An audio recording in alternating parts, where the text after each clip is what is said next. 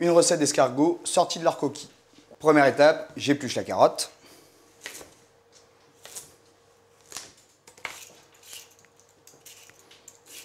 Je la taille en deux et je l'émince finement. Petite astuce, si vous taillez votre carotte en biseau, c'est-à-dire inclinez légèrement le couteau, plus vous avez de surface en contact avec la chaleur, plus vous développerez des saveurs. J'épluche l'ail et l'échalote.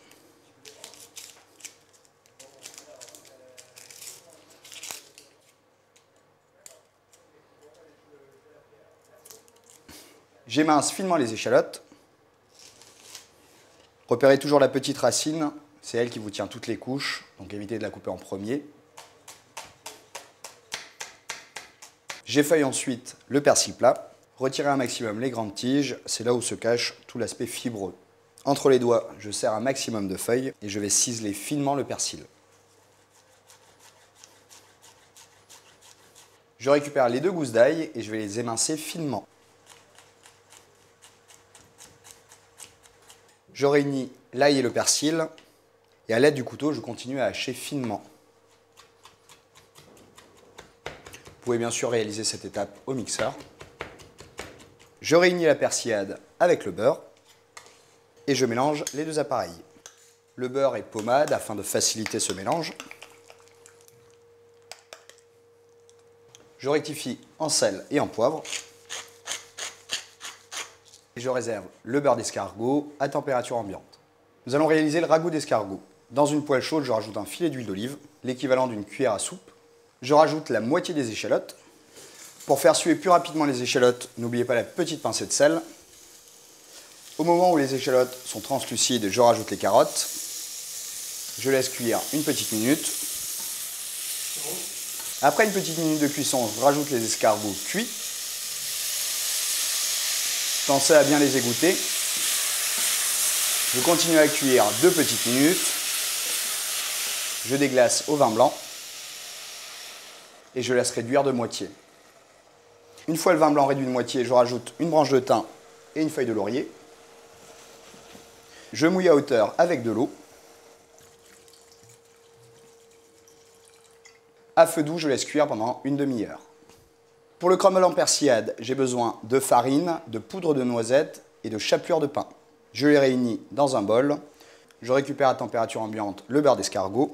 Je le rajoute à ma préparation et je mélange les 4 ingrédients.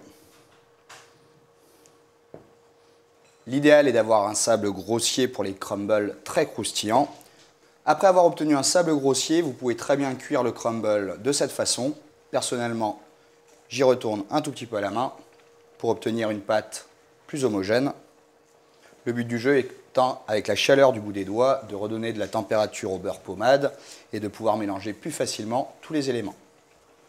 Après avoir obtenu la pâte, je casse des gros morceaux sur une feuille de papier cuisson. La pâte reste relativement friable. Plus vous la cassez finement, plus vous aurez un crumble croustillant. Je rajoute ensuite les noisettes entières. Vous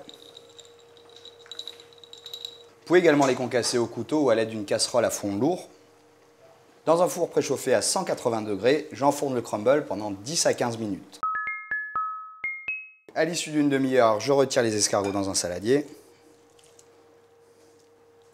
Le bouillon doit être pratiquement réduit à glace et très nappant.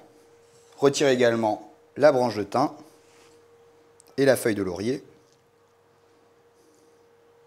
Égouttez-les si besoin et réservez-les à portée de main. Dans une poêle chaude, je rajoute une belle noisette de beurre.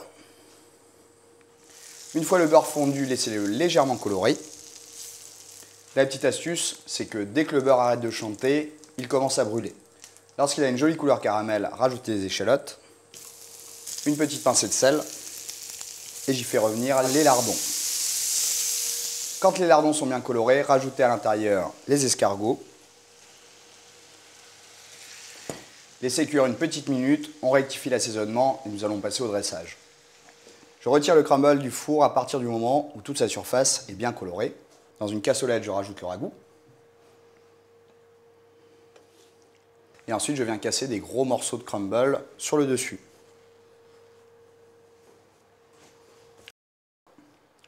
Une recette originale à déguster très chaude et vous avez encore une nouvelle façon de redécouvrir les crumbles.